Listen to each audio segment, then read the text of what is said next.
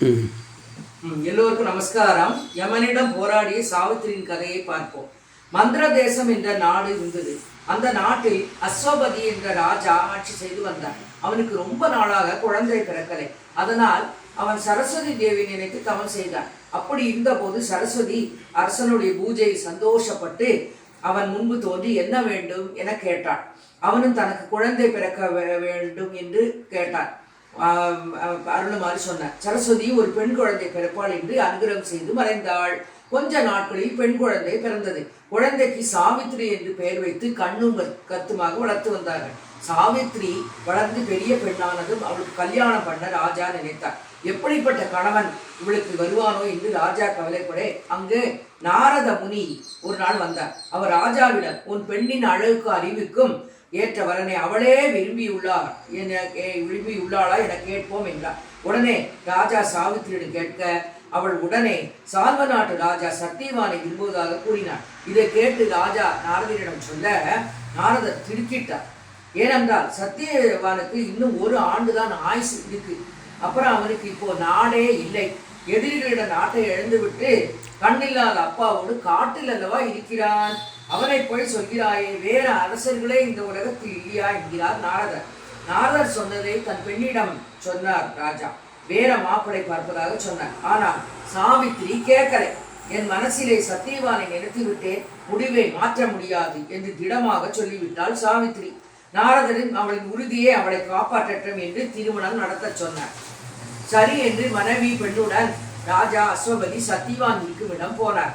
நடந்ததை சொன்னார். உடனே சத்தியவானின் அப்பா, இவனுக்கு ஆயுசு 1 வருஷம்தான் என்று தெரிந்துமே இப்படி செய்யலாமா என்று கேட்க சாவித்திரியின் விருப்பத்தை சொன்னவுடன் சரி என்று எல்லோரும் கல்யாணம் செய்து வைத்தார்கள்.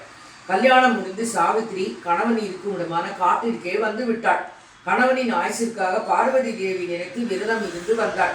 இப்படி இருக்கையில் ஒரு நாள் அவளும் சத்தியவானும் காட்டில் பழங்களை பறித்து வர போனார்கள். அப்போது சத்தியவான் தனக்கு ரொம்ப டயர்டாக இருக்கு, மரத்தடியில் உட்காரலாம் என்று சொல்ல இருவரும் உட்கார்ந்தார்கள். அப்போது மனைவியின் மடியில் படுத்து மயங்கிய அவன் உடல் திடீரென்று ஆவி பிரிந்து விட்டது. உடனே அங்கே யம தர்மராஜன் ஆஜராகி விட்டார். உடனே சாவித்திரி மடி மீது கிடந்த உடலை தரையில் கிடத்தி விட்டு எழுந்தார். அவள் உடனே தர்மராஜா, என் கணவர் உயிரை கவர்ந்து செல்ல என்ன காரணம் என கேட்டாள்.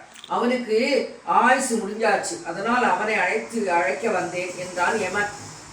அவரை என்னிடம் விட்டுவிடு என்றாள் சாவித்திரி. முடியாது என்று அவன் நடக்க அவள் பின்னாலேயே போய் என் நிலையை பார், நான் என்ன பாவம் செய்தேன், என் மீது இரக்கங்காட்டு, அவரை விட்டுவிடு என்று கதறினாள் அவள்.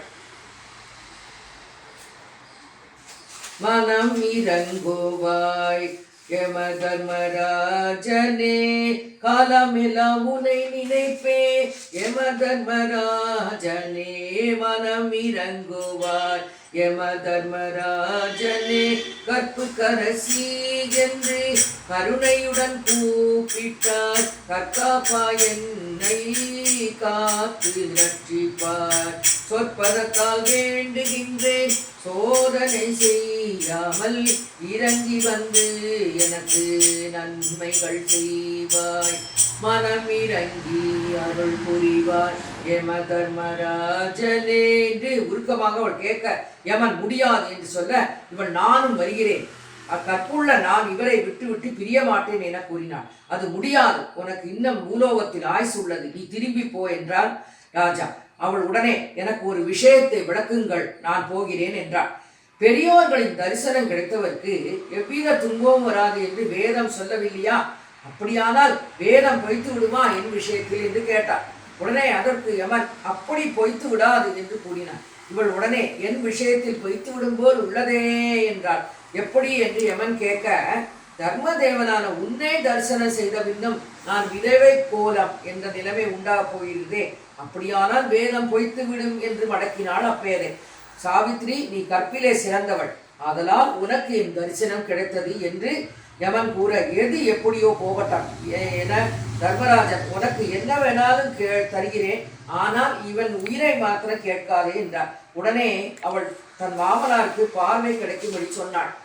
இழந்த நாட்டையும் கேட்டாள். 2 வரமும் தருகிறேன், நீ திரும்பி போ என்றார் யம தர்மராஜா. சாவித்திரி விடாமல் அவனை பின்தொடர்ந்து இன்னொரு வரம் கேட்டார். என் தந்தைக்கு பிள்ளை குழந்தை இல்லை, ஆதலால் பிள்ளை பிறக்க அருள வேண்டும் என்றார். உடனே யமதர்மனும் 100 பிள்ளைகள் பிறப்பார்கள் என்று அனுகிரகம் பண்ணினார். அடுத்த வரம், நான் குழந்தைகளோடு மாமனார் மாமியோடு சந்தோஷமாக வாழ வழி செய்ய வேண்டும் என உறுதியாக சொல்ல யமனுக்கு அவனை மாய் ஜாலத்தை கண்டு அசந்து போய் சாமர்த்தியசாலிதான் சாவித்திரி என்று சொல்லி சத்தியவானின் உயிரை விட்டு விட்டு சென்றான் யமன்.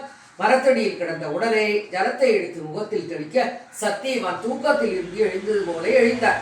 அவனிடம் நடந்ததை எல்லாம் சொல்லி இருவரும் சந்தோஷமாக வாழ்ந்து வந்தார்கள். இழந்த நாட்டை மீட்டால் கற்பின் பலத்தால் கணவனின் உயிரை மீட்ட சாவித்திரியை எல்லோரும் புகழ்ந்து கொண்டார்கள். இதிலிருந்து நாம் நல்ல நடத்தையும் பக்தியும் நல்ல எடுத்துக்கட்டாக அமையும் என்று தெரிகிறது.